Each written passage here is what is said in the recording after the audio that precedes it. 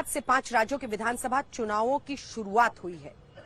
ऐसे में बीजेपी और कांग्रेस दोनों ही चुनावी बिसात बिछा रही हैं। बीजेपी छत्तीसगढ़ से लेकर राजस्थान तक करप्शन को लेकर कांग्रेस पार्टी पर प्रहार कर रही है।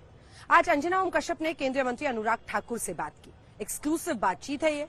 उन्होंने 508 करोड़ के मामले पर छत्तीसगढ़ के सीएम भूपेश बघेल को घेरा तो ये भी कहा कि राजस्थान को गहलोत ने लूट लिया। इस वक्त हमारे साथ अनुराग ठाकुर जी जुड़ रहे हैं, जो दरअसल चुनाव प्रचार कर रहे हैं मध्य प्रदेश में, लेकिन बात छत्तीसगढ़ की। और वो कह रहे हैं कि जैसे वोटिंग का टाइम आता है तो आप लोगों की ये तमाम एजेंसियां निकल जाती हैं बीजेपी की तरफ से।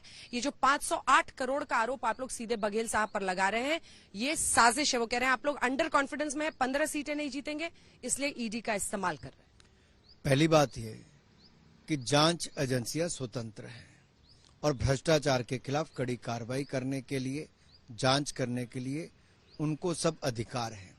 दूसरी बात, जहां घोटाले हुए वहां वो दस्तक देती हैं।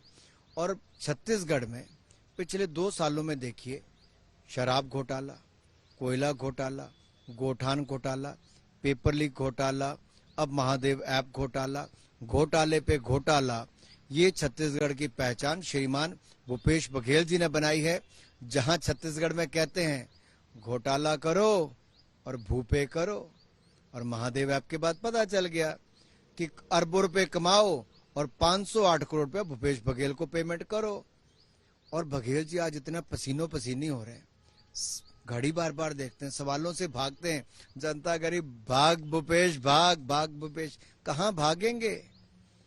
जनता भगाएगी चुनावों से, कांग्रेस को बाहर का रास्ता दिखाएगी, लेकिन भ्रष्टाचार जो किया उसके जवाब तो देने पड़ेंगे, भागने नहीं देंगे। भगवान राम का पैसे है, आप लोग पहले नाम ले रहे थे, अब आपने ओम नमः शिवाय त्रिशूल भी लगा लिया है। मंत्री जी, ये बताइए ना कि आप क्यों नहीं बंद करते? वो सीधा कह रहे हैं आप क्यों नहीं बंद करते? जिस गाड़ी में पैसे मिले वो बीजेपी के नेता की गाड़ी है। बहुत सारे आरोप वो लगा रहे हैं कि ये सारे लोग मिले हुए हैं। आप क्यों नहीं बंद करते? बंद क्यों नहीं? अंजना जी, राज्य की जांच एजेंसियां वो कहते हैं 1 साल से काम कर रही हैं। क्या एक पत्र एक बार भी लिखा किसी को बंद करने के लिए? क्या इंफॉर्मेशन टेक्नोलॉजी के एक्ट के अंतर्गत क्या वो अपना अधिकार इस्तेमाल नहीं कर सकते? क्या मजबूरी थी भूपेश बघेल जी की कि वो शुभम सोनी से 10 बार बात तो करेंगे, 10 बार पैसा भी लेंगे, लेकिन ऐप बंद करने के लिए लिखेंगे नहीं? शुभम सोनी का वीडियो प्रमाण है, पर अगर वीडियो से चले फिर नरेंद्र तोमर के मामले में उनका बयान है जी। शुभम सोनी का वीडियो नहीं, बयान दिए हैं।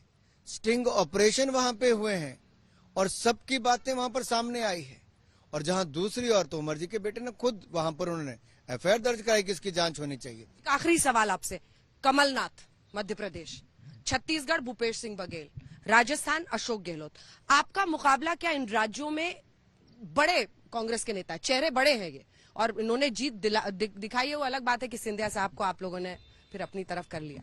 तीनों ऐसे नेता हैं, इसीलिए आप लोगों को अब लग रहा है कि इस बार तो साम दाम दंड भेद सब करो, 24 करीब है। नहीं, बिल्कुल नहीं। 23 में क्या हुआ था, फिर जो 18 में क्या हुआ था, 19 फिर भी हम जीते। हर चुनाव की एक रणनीति होती है कि आपको चुनाव को लड़ना कैसे है। आज इन कांग्रेस के चेहरों पे देख के चले, मैं आपसे एक एक करके बात करता हूँ। भूपेश बघेल जी, मैंने इनके 5 घोटाले आपको गिनाए और ताजा 508 करोड़ रुपया घूस का भी उदाहरण सामने आया। भूपेश आरोप है ना अभी कन्विक्शन का, वो भी हो जाएगी। आप ये कल आप मनीष सिसोदिया जी पे भी यही कहते थे, आप संजय सिंह जी पे यही कहते थे, आप सत्येंद्र जैन जी पे, और केजरीवाल जी तो ईमानदारी का सर्टिफिकेट बांटते थे। आज सब जेल में है जी, और ऐसे भूपेश बघेल जी भी होंगे। और जहां तक राजस्थान की मैं आपको बात करूं, वहां पे देखिए गहलोत साहब, वहां तो राजस्थान में एक ही चल रहा है, गहलोत सरकार चल रही है, लूट ही लूट।